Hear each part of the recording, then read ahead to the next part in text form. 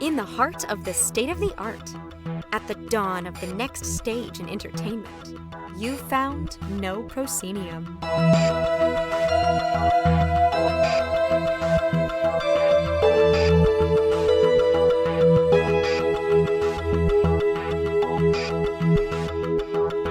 You have indeed found No Proscenium, the voice of everything immersive. I'm your host, Noah Nelson, and welcome to episode 388. This week, we're joined by Steven Calcote of Butcher Bird Studios to talk with us about something we don't talk about all that often, VR video. Specifically, to talk about BuzzFeed's giant-sized food show, Making It Big, which he directed, which means we are forced to talk about a 35-pound cinnamon roll. Oh no, what a horrible fate. We have a lot of fun and wax philosophical about storytelling in this one, but before we get into that, let's give you a quick update on the state of things with the Next Stage Immersive Summit coming up June 2nd through 4th here in Los Angeles. In the show notes, you'll find a link to the program guide, which lays out the shape of the weekend, and it's where we let slip that our third spotlight session will be on Meow Wolf, who have a lot going on right now between the opening of their fourth location in Grapevine, Texas, and their collab with Mighty Coconut on bringing their world to Walkabout Mini Golf VR. We're also very excited that Sarah Ellis of the Royal Shakespeare Company will be joining us. Sarah was one of our most cherished guests for the 2020 and 2022 versions of this thing, which the you-know-what messed with. Well, we've got her back, and she'll be taking part in multiple sessions over the weekend, including the Arts Institutions and Immersive Salon with Amy Ashton of La Jolla Playhouse, Scarlett Kim of Oregon Shakespeare Festival, and Kamal Sinclair of LA's Music Center. I mean, that's a great session all by itself. Practically pays for the ticket. Okay, the ticket's a little more than that, but still. Plus, a first glimpse at who will be leading Friday's workshops. All of that is at the link, and get ready, there's a lot more. It's literally just the process of me typing and formatting things. That's all that's holding us back right now. I only have two hands, and I also make a podcast. As I'm recording this, last night was our crossover meetup with the Themed Entertainment Association's Western Division at All Seasons Brewing in Mid-City here in LA. We had over 150 RSVPs, and from what I can tell, everyone came, and we had walk-ups. It was a real blowout, and with reps from so many companies on both sides of the aisle. A true mixer, a great night. People were texting me afterwards. If you missed it, I'm sorry. Don't miss the next one. Huge thank you to Courtney Day and Brett Jackson of the TEA for doing all the heavy lifting to make this happen, and to all of you who showed up. You know who showed up? The guys from Immersive Everywhere showed up. The guys from London, from Immersive Everywhere, who are opening up the Great Gatsby in New York. They happen to be in LA. They showed up. What's your excuse? Come to our LA meetups. Anyway, thanks again to Brett and Courtney. If you're in LA and you're feeling the FOMO, maybe you are, because you just found out that Londoners showed up. Brett Jackson's Imagi-Ne'er-Do-Wells is this Sunday at 2-Bit Circus, and I'll be there as the guest judge for this meetup/kooky design challenge. Tickets are just $5, and you can find them in the show notes. Finally, let's check in on the Patreon this week. Our latest backer is Frank Warren, whose pledge is keeping us on the right side of the $3K a month line that we need to keep on the right side of to keep the ship afloat. So, if you've been a fence sitter and you're like, well, do they really need the help? I mean, I don't know. Oh, we really need the help. Patreon.com/NoProscenium. Remember, as little as $2 a month at Patreon.com/NoProscenium. I'm reading again. Not only powers the podcast and websites for NoPro and Everything Immersive, it also gets you into our member-only Discord. If you're already a backer, drop a review on iTunes or your podcatcher of choice. No, really, this actually helps. And share the articles you find useful on your social media platform of choice. All of those little things, they help immensely. I know it seems ridiculous, but it really does work. As always, big thanks to our sustaining backers, Samuel Mustry, Chris Woolman, Samantha Davison, Eric Shamlin, Elaine, Daryl, John Boulette, Jay Bushman, Jerome Joseph Gentis, Tom Leonetti McGuire, Winthorne, Ryan, David Bassick, Richard Ayers, Lonnie Hanson, Lecker LeCool, the Ministry of Peculiarities, and Jan Budman. Thank you all. Um, the major contributors to my rent. We're also on the lookout for community partners who are up for working special deals out for our backers. Hit me up at noah@noproscenium.com for details. And with that, let's get into this episode.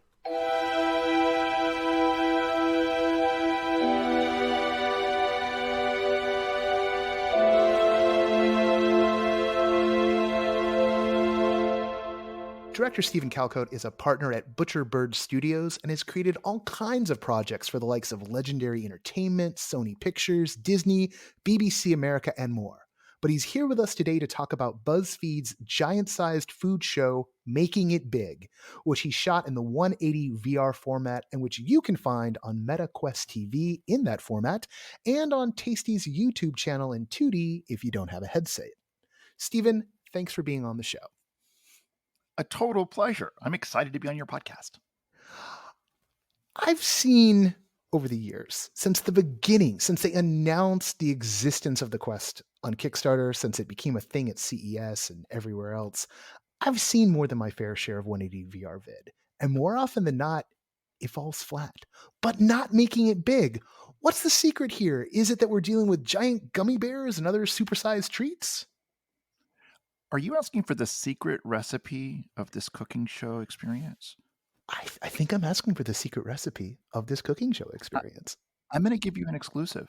I have never shared this secret recipe with anybody. I'm going to tell you right now. Here's the key for me, because like you, I was an early adopter of VR. Because like you, I love immersive, and anything that brings the audience more into the experience, I'm all for. So when we were approached by BuzzFeed to capture the Making It Big experience, which is all about taking food that you may or may not be familiar with and making a 30 or 40 or 50 pound version of it, the most important thing to me as a director is that it, for this new VR version, that it became the closest you could get to being in the kitchen with our amazing host Tway without actually jumping on a plane and getting to Los Angeles. So I think that the secret for us was we wanted the VR camera to embody you, the viewer, as if you were Tway's buddy. And Tway, who's an amazing cook, had said, "Hey, come over to my kitchen today." And what would you do? You'd probably lean over the counter and you'd get a little closer to her as she showed you the ingredients. And then on the other side of that, we worked with Tway just the same way.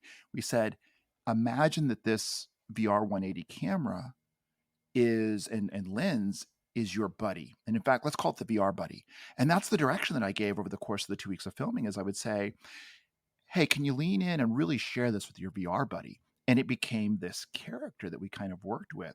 So I think leaning into that from the beginning, Noah, was really the secret here. I love that you gave Tway the direction that it was her VR buddy.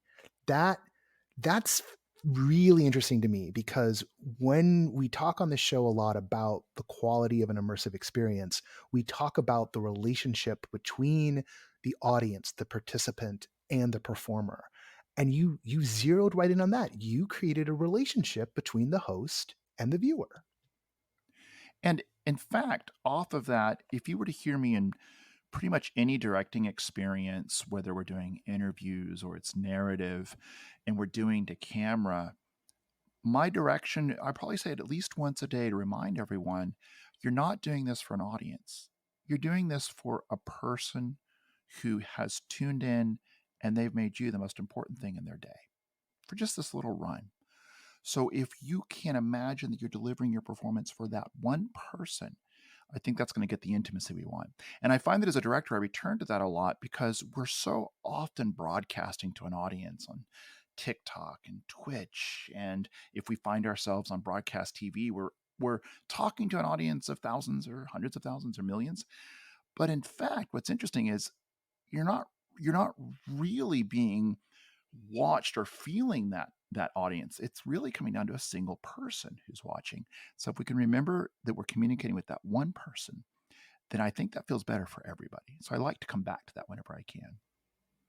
No, there's a lot there. I mean, my background and a good number of the people listening to the show, their background tends to be theater and theatrical, right? And so you Right. often find yourself playing to the back of the room or needing to like connect in through the whole crowd. But the approach I always had, and the approach when I would like teach kids, theater, was always to, can you find a point in the audience? Can you find, if you're given a soliloquy, can you find someone to deliver that to? And and that kind of connection could multiply out, right? Like you focus your laser, you hit one point, and even though you're not making eye contact with everybody, or even though you're not trying to project what you're thinking into the whole back of the room, the fact that you're communicating with someone, everyone else starts to put themselves into those shoes, or they start to try and you know glean more information out of how you are talking to that person than if you were just making declarations to the room as a room. And it's really funny, watching people maybe not dial in on that in that setting, but it puts it all into puts it all into a continuity between theater and film, and then VR. You I, mentioned I that want to you I want to build on that. I want to yeah. add to that. You've hit what really got me into the entire world of storytelling, which is the idea of a privileged perspective that you could never achieve except through this story. And Mm. that's held true whether it's tuning into a Shakespeare soliloquy and hearing a character talk about toppling the monarchy in that conversation, you realize you're a part of something that you can never experience anywhere else, or if we're doing something much less consequential and much more fun, like a cooking show, this idea of most of us will never make a 50-pound gummy bear, but there's this privileged perspective of we can feel like we can have the experience that we did. And I think that's when entertainment is most impactful, is when we feel like that privileged perspective delivered us somewhere we could have never been otherwise. You made filmed material in a lot of different formats. One, why 180 for this? Because 180, like when 180 first appeared on the scene, it even sort of felt like the cop out format in VR. And like I noted at the top, this this is very different, and we got into it with like the intimacy element of it. But why did you choose 180 for this particular show? I was lucky enough to be asked by Canon a year ago to start making really cinematic virtual reality content with their new dual fisheye lens that Mm. launched a little over a year ago now. And it's a 180 lens, and I got to, before we did the show with Making It Very Big, I got to spend almost a year really addressing this question of why would we do 180 when 360 is out there? And I think there's something that we respond to. If you look at this lens, the dual fisheye lens, which has a really long name that only lens nerds would ever know, it's the RF 5.2 millimeter f2.8L dual fisheye for short. If you are familiar with the movie Wall-E, the front of this camera basically looks like the front of this lens basically looks like Wall-E's eyes from Oh my Wall-E. goodness. They're two very big, beautiful lenses put right next to each other in a single rectangular format. I would go so far as to say, Noah, it's a bit cute, or in Japanese terms, kawaii. It has this element of wonder and fun to it. And so the two lenses are the two eyes.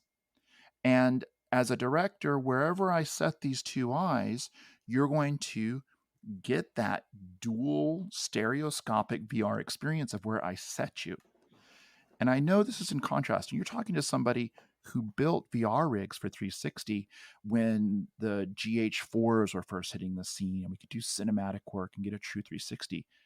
So Yeah. you might wonder, why on earth would you only take two eyes?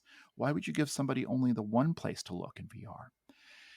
And it comes down to this: we've had 100 years of filmed entertainment. where the director and the creators are doing a little bit of the work for you, the audience, of saying, hey, guess what? What you're seeing right now has been curated. We've really focused on creating a really superlative experience in this area. And we know this actually, if we go back beyond film, of course, to theater, where we have a stage. Even if it's theater in the round, it's not truly 360.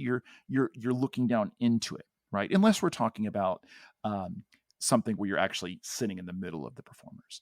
My point here is we're part of actually a long through line of not being given 360 for entertainment, but being given 180 or some narrower view of. So my personal theory, not validated through scientific testing, my personal theory as just a storyteller and a filmmaker, is that the audience appreciates having a really well curated choice. And if we're going to have any kind of narrative at all, in general, you're providing an area that's more important than another. And in the case of a cooking show, wow, we know what the most important area is. It's that area where our amazing cook tray is. It's where the oven is, or the giant vat of 20 gallons of oil that's boiling, receiving the giant egg roll. It's a very particular area. And then there's a very practical side where, as a filmmaker, I really embrace it. I know that when VR first came out in the last 20 years of rethinking what it could be, there was this idea of, wow, you can not only see what the camera would normally see, but you can see the crew, and you can see the stage, and you can see absolutely all the elements working at once. But I think that was a gimmick people got over with pretty quickly, because the truth is everyone knows that there's a camera crew and director and experts and everything sitting off in the back. But that's not why they came for this story. That's not why they came into the room. They came into the room to feel like they were there. So for us, given that the cooking experience was 180, given that we wanted to curate that for the audience, given that this particular lens, the dual fisheye, in our case paired with the Canon R5C, gives a piece of cinematic storytelling. It feels like a piece of film with that kind of color depth and lens quality. All of these working together.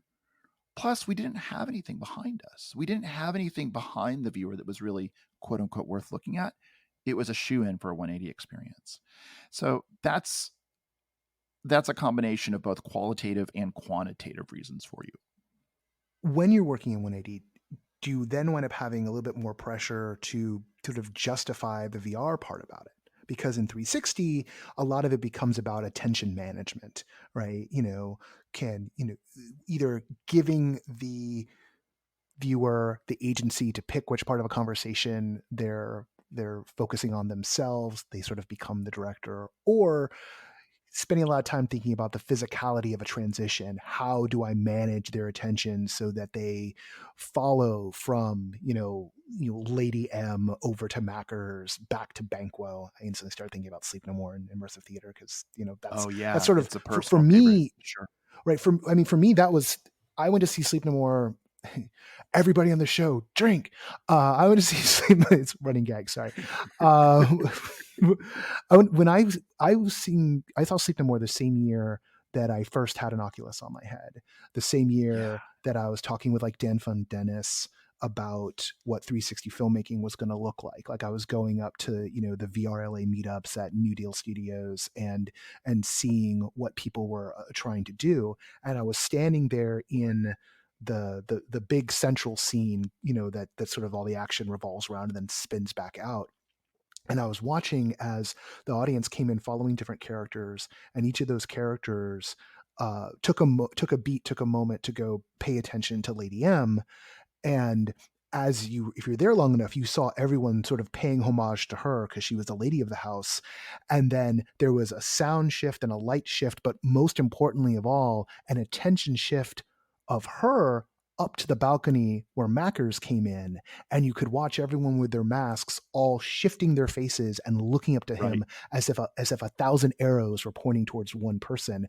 And all of that was managed in this sort of social dynamic. And I was standing there watching the show, and my thought in that moment, I'm not kidding, in that moment was, oh, this is how we do 360 video. This is how we manage it. It's through this social dynamics of the characters. So you get that affordance in there. But then in 180, you start to go like, well, why am I not just watching this flat? And, like I noted, we can fire up Tasty right now. We can watch it on YouTube. If someone doesn't have, they can watch it just fine. But you have managed, partly through this direction you gave, and I think, but also I think in how you've set up that space, of creating, that feeling, like you're saying, of leaning over the counter and watching everything. Like in some ways, it's more of a challenge once you've taken away some of the affordances of VR, and then put more of an attention of, well, what is going on around us, right? Like you start to zero in on more details. It becomes, for me, watching that show was like an act of hyper focus. Oh, I love that you said hyper focus. It gives us almost a superpower of consuming the world at a level of detail we don't normally manage, right? I Yeah. want to answer your question about, well, why embrace VR at all if you're not going to do 360? And I think it's really important that this is described variously wherever you're reading about it, as a 180 VR or VR 180. I think the VR is an appropriate label here because when you consume this show, when you watch this show, it fills your peripheral vision. It fills top to bottom, and you can still look and see around the room. And it takes over your field so that you're not anywhere else but in that room. And we could have constructed a 360 set, and we could have filmed the plates and everything else you have to do when you do 360, and you do the clean plate and then get rid of all the other cameras, and you can basically create a sense of the experience of having been there in 360. And we did think about that. We laid it all out, and I realized I actually would prefer that the audience not be looking around behind, because I wouldn't do that if I were sitting there with Tway at her house. I don't want to be, and this is the Sleep No More example, because I actually don't want the viewers to be looking over their shoulder at this set designed kitchen, let's say. I actually want to cue them. I'm going to have your peripheral vision fall off into blackness in the same way that you would in a stage, let's say.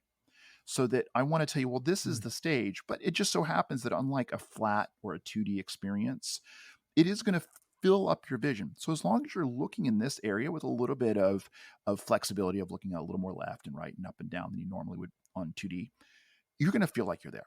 I'm going to fill your world. And I'm going to give you a very specific place to look. And then in answer to one of your questions about how do you direct focus within that, it again all goes back to Tway and being what she is great at, being a cook, sharing her craft. So if you look, and this is why it's so great to talk about this on an immersive podcast, because these are all theater techniques. We want to direct the audience's eye through the movement and blocking of our star. Sometimes that's an actor, sometimes it's a subject matter expert and an artist like Tway. And as she moves the ingredients around, she's very subtly redirecting your eye on where to most look. So that is still happening in 180 VR, and it's still incredibly important. The bigger challenge, though, Noah, was not creating a VR experience, which we found really automatic with the dual fisheye lens. The bigger challenge was, how do we bring the fast cut energy of a 2D series, which this has had many seasons before us as a 2D series? How do we bring that into VR? Because the hallmarks of Making It Big are, we timed it. It's an average of 2 seconds per cut. Highly kinetic camera, punch-ins, graphics, moving camera, a lot of changing perspectives on where you are. I pretty much listed off what any first-time VR maker is told not to do. Right? Yeah. Like, you were told not to do any of those things.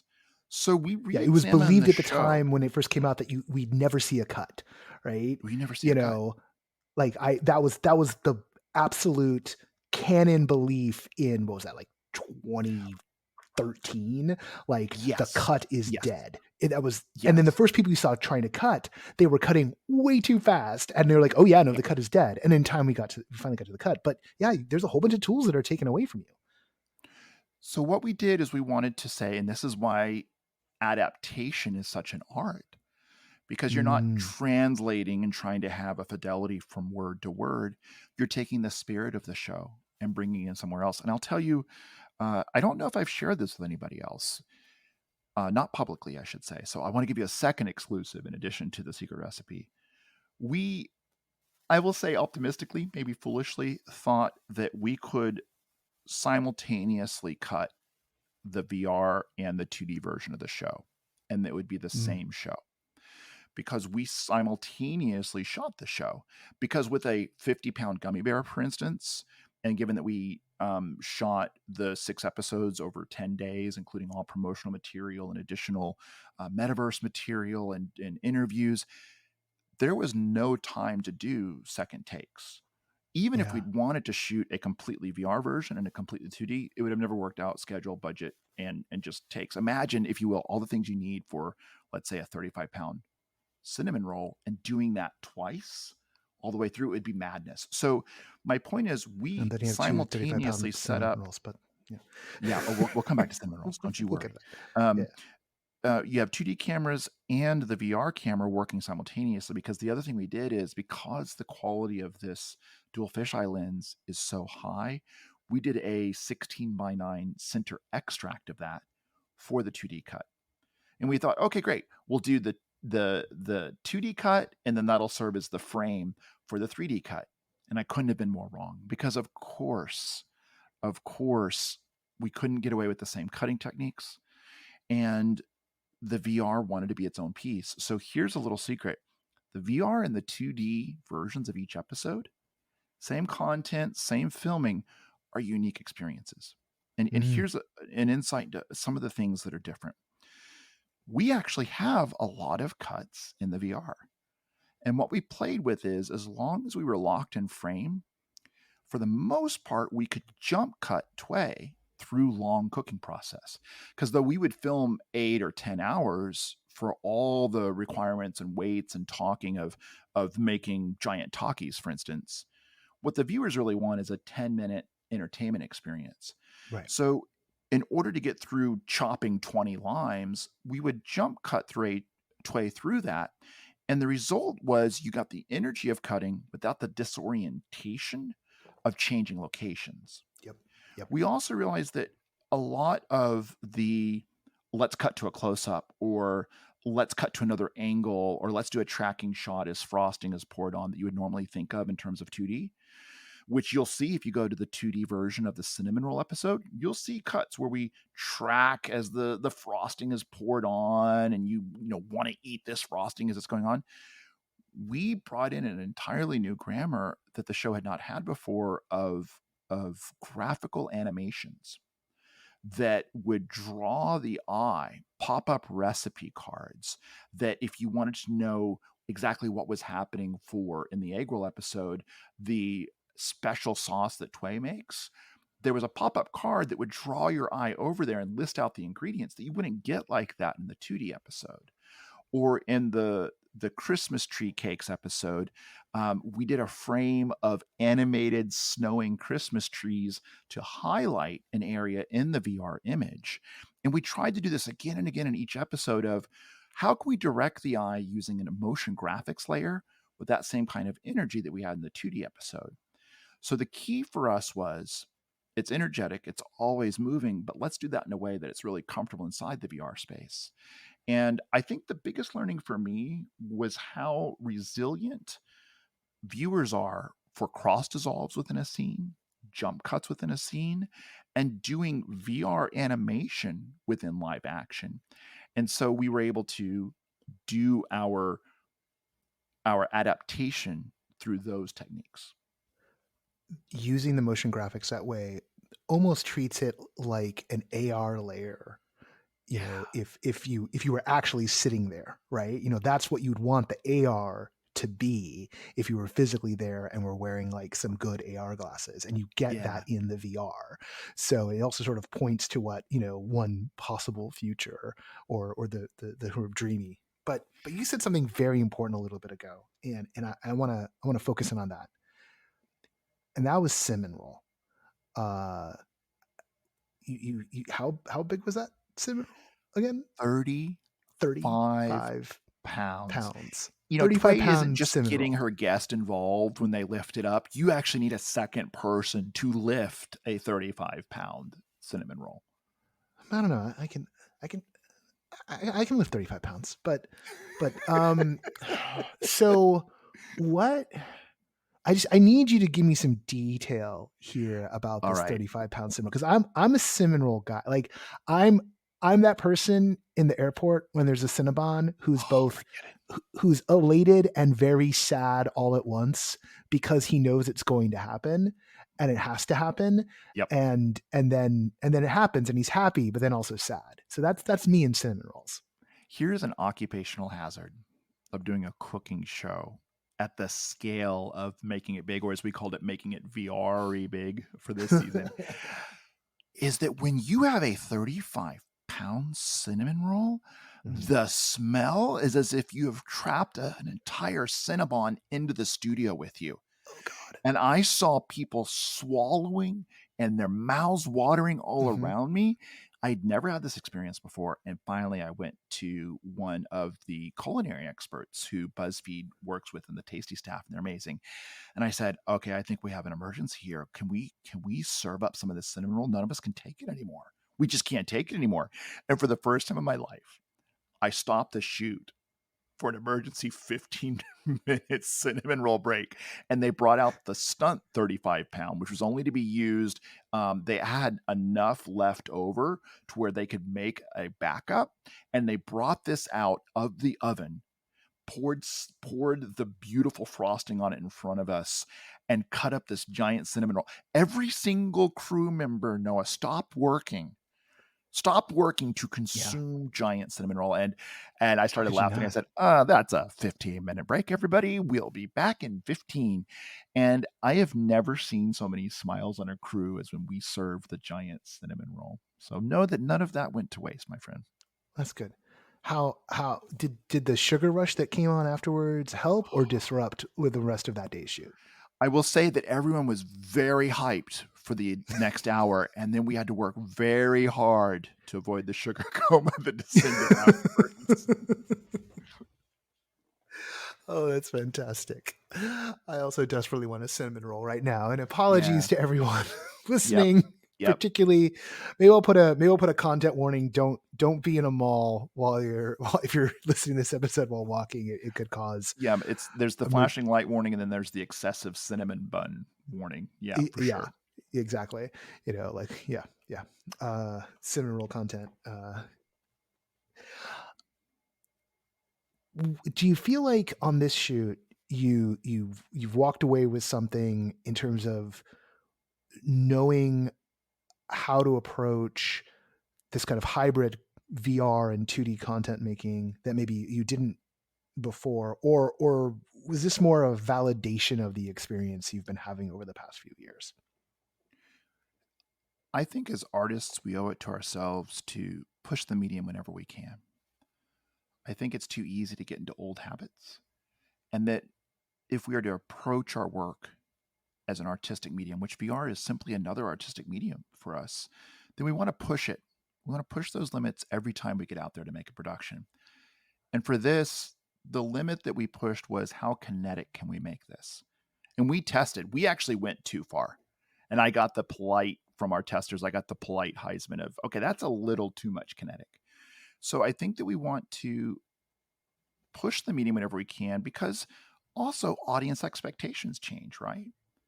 10 years ago, an AR layer, i.e., the Pokemon Go experience of having the overlay of creatures that you could catch, AR overlay everyone knows about now from Snapchat filters and 100 other examples. So I don't know if 10 years ago, if we had as much of that overlay experience with the motion graphics and animations. Tiny Tway, for instance, is an animated character that appears throughout the VR experience. And it's a tiny version of Tway, animated, and she shows up in the ingredients and she swims in the batter. I don't know that would have made as much sense 10 years ago, because I don't know if the audience would have been able to handle that many moving pieces. Right? It's the old story of the probably apocryphal, but we can all imagine it being true, of that train station in silent Yeah. film where everyone moved out of the way of the oncoming train. Well, It's and that what's it's interesting that is about that to me, right? Is like, right. and then like another generation comes along, and then like films just accepted, and we kind of just like, oh yeah, whatever. And like children don't need to be explained what an iPad is. You had a child No, a normal magazine, they're like, why can't I click on this ad, right? right. Um, so part of me wonders if it's like, well, we didn't know how to really do it yet. And that's what the real problem is that, you try and drop it in and it just looks wrong. And everyone goes like, Yeah, that's awful. and I do think this is a language experience too, where we can't get the next chapter of the language until we've learned the first chapter, or the 10th chapter until we've learned the ninth chapter. And I think that's one thing that was really exciting, to answer your question about what did you learn, what did you take away with it, is that VR is still evolving. Is that since it has become a mass consumption medium, which I think that the Oculus was a big part of that, and now of course the MetaQuest, and who knows what will be coming out with Apple. We've heard a lot of rumors what will be coming out soon with their headset. This for me is really exciting, not because of who's making any particular technology. It's that it is an evolving art form. Mm. And the things that we would have had to do 10 or 20 years ago for VR, we no longer have to do. We, as you pointed out, we can cut now in VR. And I would bet if you were to do a 1-over-1 comparison just to look at what happened 10 or 20 years ago, that the audience acceptance of faster cuts is changing, just as it did with film and television, right? So Yeah. that was all a very long-winded way of saying one thing I've taken away with this, taken away from this experience of making it very big, is that there's still a lot of room to play. There's still a lot of room to use different techniques. We actually tried different transitions that I had never seen done in VR. Of in one case where Tway is waiting for ingredients to finish, we actually added a swirling clock animation over the top and did a series of overlapping cross dissolves of her underneath. I didn't know if it was going to work when we first tried it. Mason Ross, who is our lead 3D VR editor on this, said, okay, well, let's give it a try, Steven. And sure enough, he put it together. We looked at it in headset and we were delighted that it worked. Yeah. I'm not sure that wouldn't have been too much 20 years ago. So when I saw those transitions in the show, like that was the other thing that like struck me right off the bat, was I was like, oh my God, like these transitions are working. This flow is working. This is how to manage the cuts. This is how to manage sort of all time and attention. All of it was working really, really well. And yeah, I can think back to like, looking at some of the early, Christopher Milk stuff. Like, I was always, the one they did for Vice, where there was like the gal who had been at Ferguson, and it was the Eric Garner march, like in New York, and they were just there, and it was a raw piece because of verite, so we saw the whole rig, but like that sort of raw in the moment uh filmmaking, or some of the other documentaries that Milk was doing, or looking at when was it the Nokia, was it not the Ovo, or I can't remember. Ozo. Nokia had that one. Oh, did you say the name? I believe it was the Ozo. The Ozo, that's what it was. The Ozo, yeah, the Ozo. Like I went to the launch thing for the Ozo, and starting to see like, okay, yeah, I can kind of like see, and there was all this emphasis on like, oh, it's going to be all about the live, and just kind of getting away from the language of transitions and the language of cuts, because everyone was chasing so much, but this need to, or not so much a need, but it's like, why throw out this ability to manipulate time, which is more than anything, more than the ability to manipulate space. Film's about the ability to manipulate time. And so finding ways to like steal that fire back from film back into VR, when VR's got this speciality of presence and giving you a sense of you're really there. We have the forms advanced enough now, but yeah, I'm still not sure if it's like, if we would have been ready for it, or if it's just a matter of that we had to collectively find the right way to meld those two languages together. I should mention something in that there was another factor, there was another consumption element in this experience that was a first for me. The experience of the show, you can do that through just the MetaQuest headset. You can load that on directly from you can go to your Quest menus and pull it in, or you can go to the Meta Horizon world, which is what they're calling Mega Tasty, which is an entire VR world experience where you can go into this world of giant food with a massive set of edible hills of desserts. The snow version of this world, by the way, it was frosting with cherries on top, and you can go in and you can learn how to make the recipes. For my content, which was the live action content, the way you experience it in world is you go to what they call the burger theater. It's a giant burger. You enter in, you go inside and you look up, and it's all the ingredients of a hamburger done in this VR animated experience. And then you walk in and you hear this hubbub in the theater.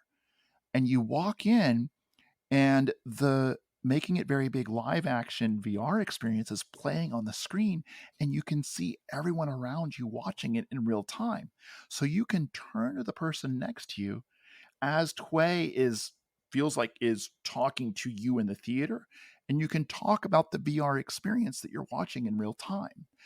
And for me, that's everything coming together. Is that theater? Partially. Is it VR? Partially. Is it a screen experience? Partially. And it's also something completely different because now I can talk about what I'm seeing on the screen and challenge it or agree with it or ask, well, what would you do if you made this at home? Oh, I have some ingredients that are just like this. So that was a big delight for me that I'd never had as part of the experience, is a coordinated, integrated launch of each of these episodes in a group viewing environment. I'm excited to see, as community VR continues to advance, what our shared entertainment experiences will look like when we're talking about live action, right? Yeah. Oh, that's a whole nother door, and I wish we had time to like walk through it, but right now we don't. But that's a really good question. And like coming back together, and like, yeah, what's the community experience in VR? And oh god, yeah, stop me before we start. Steven, this has been fantastic. I'm so glad. You've mentioned a couple of ways that folks can experience. We've talked about a couple of different ways. So there's the 2D versions on the Tasty YouTube channel. It's on MetaQuest TV, and also the Meta Horizon world for Tasty. Is that Meta Tasty? Mega Tasty. Mega Tasty. Mega Tasty by Meta, but Mega Tasty, yeah.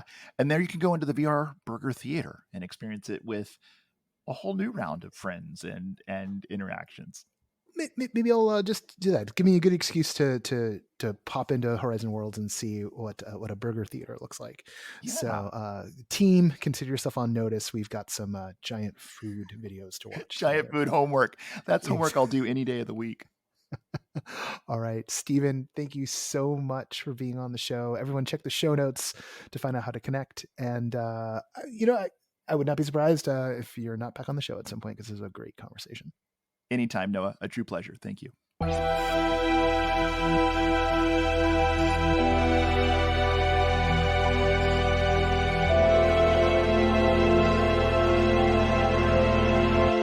again, I want to thank Steven for being our guest on the show this week. Check out Making It Big on MetaQuest TV or on YouTube if you're a flat person. I don't. Okay, I won't do that one again. Okay, there we go. I'm still recovering's not the right word. I only had one beer. But there was so much talking, and it was almost overwhelming last night at All Seasons Brewing. Just about. Not everyone was there. Like, and a couple of people weren't there. But golly gee willikers, nearly everyone was there last night. It's been so long since we had an immersive meetup here in Los Angeles. And to get to do it with the TEA and to sort of cross the streams or just really, really wonderful. And Yeah, it was just a blast to see everyone. One thing that was particularly fun was folks sort of realizing that they already were connected across lines. At one point, I was talking with someone I know from Thinkwell, and I was also talking with someone I know from NVE, and I know them from sort of different not entirely different walks, like both of them because of NoPro, because of me, for me, right? But I definitely think of one of them as like a theme park person, the other one as like one of the immersive kids. And then a couple other people showed up. Actually, it was Sarah Beal and KJ Neese, who are our guest recently on the show, showed up. And Sarah, who works at Thinkwell, hugged her colleague, and KJ hugged our friend from NVE, and I just thought it was perfect because they just joined our little group, and already showed that there was already connective tissue before it. Right, we were just sort of more revealing that this is one community more than mixing two communities, and there were folks from the Hollywood Fringe showed up, and like indie producers, and the Ministry of Peculiarities sent a delegation, and JFI was there, and the Ferryman Collective. I could just keep on naming. Meta for you. There you go. The Speakeasy Society. I'm just gonna keep on doing it. If I don't, everyone's gonna be like, "You forgot me." No, but there was a lot of people. It was good to see everybody, and we don't want to do it so much that it becomes blasé and mundane. I think that's actually the real secret formula to this: is when we do it, once a quarter at most, twice a year. Like that's when everyone turns up and shows up and feels like, oh, we got to do this more often, right? Just got to keep things just on the tinge of FOMO. That being said, we are doing another one right before the next stage on the Thursday before. This one's going to be, the first tranche of invites will go out to the Summit community, but we will be opening it up to the community as a whole here in Los Angeles. If you're not coming to Summit, it's going to be at 2-Bit Circus on the Thursday night before. There will also be an instance of Imagi-Ne'er-Do-Wells happening. Because we're partnering with Brett Jackson on this. Brett's also helping us put together the Affinity Dinners for this year's Summit. The Affinity Dinners are particularly cool. It's something we did for the first time in Denver. We send groups of about 10 out to go get dinner with each other. And when possible, we pepper it with one of the invited guests from the Summit, and people get to talk together. At Denver, we told everybody who the guests were. We're gonna make it a surprise this time, just because that's gonna be a little bit easier on everyone. Like, but I wanted to get dinner with so and so, and it's like, okay. But there's 200 of you who want that, so we're changing it up this time, and hopefully it just means surprise and delight as opposed to disappoint and frustrate. It's a simple rule of design. So there you go. That's what's going on there, and yeah, just next weekend is Without Walls. Just one thing after another. I'm constantly exhausted. If I seemed a little bummed out last night, it's because I am. But it was really good to see everybody, and we will do it again. We will definitely, that particular one, we will do again. All right. I don't have anything deep and philosophical on my mind right now because I haven't had coffee yet this morning, and there's a whole bunch of work to do. So let's get into it. The associate producer of this podcast is Parker Sella. Music for No Proscenium is by Chris Porter of the Speakeasy Society and Solar the Podcast. Special thanks to Siobhan O'Loughlin, who also was there last night, for voicing our intro.